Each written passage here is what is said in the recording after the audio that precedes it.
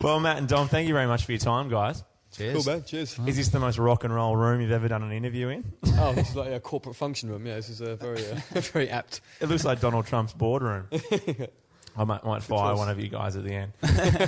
I hear that the show, I hear fucking spectacular and just amazing from everybody in the halls here and stuff like that. I didn't get to see it last night, but did you feel that, or is it just another day at the office for you guys? It was great last night. It was amazing. We haven't played here for 3 years, so it's nice to be back for one and like see the crowd jumping up and down. We haven't actually played for about a month though, because we've just had like the whole of November off. So it was the first gig in, which is, you know, it's cool, but it's always can be a bit funny in a few places, you know. Did you introduce yourselves to your family in that month off and your friends? Yeah. Try to remember who they were. Yeah, exactly. Yeah. It's been a while. But it was a good gig though. It was great. And another one tonight. And I mean, I've been reading a little bit. I had no idea that you guys have played so much with U2 in the past. Is it a coincidence that you just happened to be in Australia together, or yeah, it was a secret? Yeah. Hopefully we're going to see him play in Perth. But yeah, it was a coincidence. We had no idea. I'm not sure, but I think we booked our tour before they booked theirs, or I'm not sure who, but we didn't know either way. Do you know what I mean? Yeah. But there's loads of bands here at the moment. I mean, there's like Linkin Park are here, and Guns N' Roses have been here, and Eagles. Everyone's chasing that Aussie dollar. Yeah. That is it.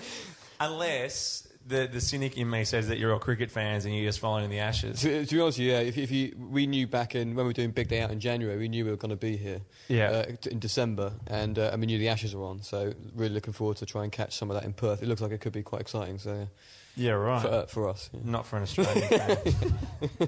Do you follow the cricket much, Dom? Or? Well, cricket's generally quite boring anyway, isn't it? So it can't be too exciting. I don't really follow it. I don't. It's pretty sad. It's too long, isn't it? It's like it lasts 5 for days, yeah. Is it? Yeah. I thought it lasts for a month. Oh, the series, yeah. The series right, okay, does, yeah. It's 5 days a game, and I think it's weird when you are really relying, if your team's doing shit like we are at the moment, that it's going to rain in Adelaide, so we can make a draw. Like it's already hoping for that, yeah. yeah, that's I don't know. I don't follow it, but you know, I'll probably go. We'll probably go and watch a game and like have a little. People that like it. I know, of course, yeah. But you know, I'm sure there's an interview somewhere with the crickets are saying. Rock Muse drummers are really boring. So you've been out to Australia. You were out here last for the Big Day Out, which was fantastic. Do you like doing those kind of festival shows where you get to hang out with other bands, or do you kind of like just doing your own thing, have your own setup, and just get out there and go? I love the tour. Yeah, Big Day Out. I want to do it all the time. I mean, like that's the best tour. That's the best festival.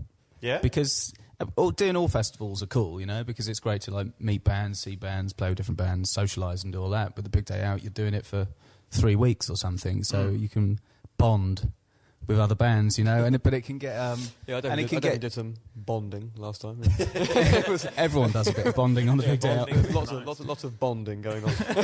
but it's it's just like a great atmosphere because, as I said, all the bands are socialising, up for hanging out, and everyone's in it together. I'm pretty sure we'll do that again in the future, you know. Yeah, sometime. On the socialising front, I hear, Matt, you're a bit of a demon when it comes to poker. I wouldn't say a demon, but at one point I was quite good at it, but I lost touch. I stopped playing for a while.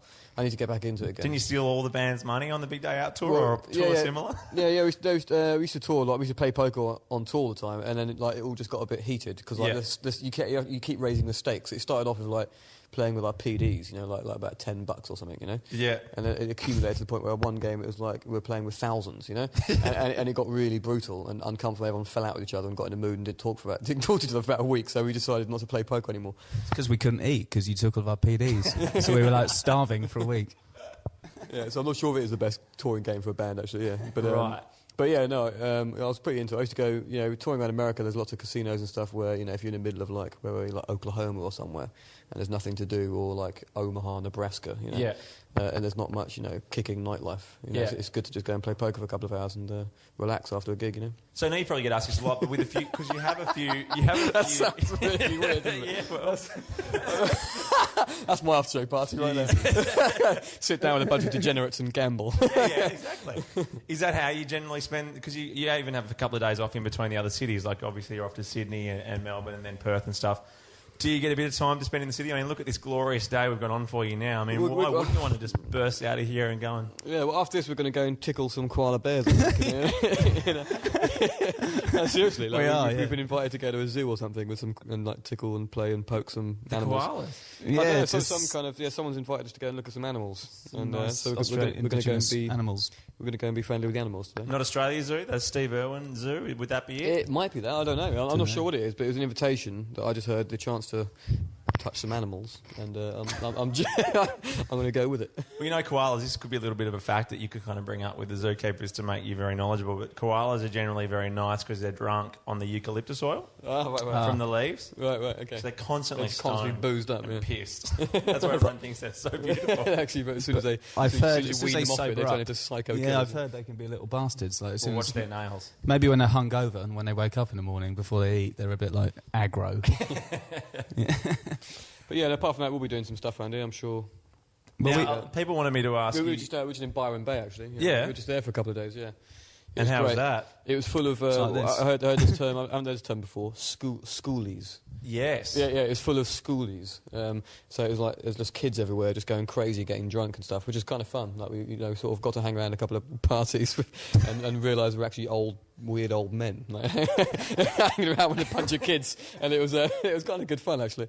There's a word for that. I realised how old I was. What'd you say? There is a word for that because it's schoolies, right? Yeah, and apparently anyone, because a lot of people, like especially even in their 20s, go, God, it's schoolies on the Gold Coast or Byron, let's go and hang out with them. And we call them toolies. Right, okay, yeah, we were toolies for a couple of days. Massively. Yeah. Exactly, yeah.